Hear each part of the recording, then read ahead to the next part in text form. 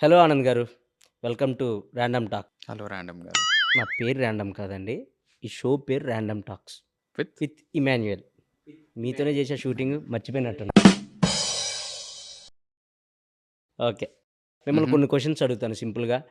మీరు ఇంకా సింపుల్‌గా ఆన్సర్ చెప్పాలి. ఎందుకంటే మనకి ఎక్కువ టైం ఉండదు. యూట్యూబ్‌లో అంతలా చూడరు మన గురించి.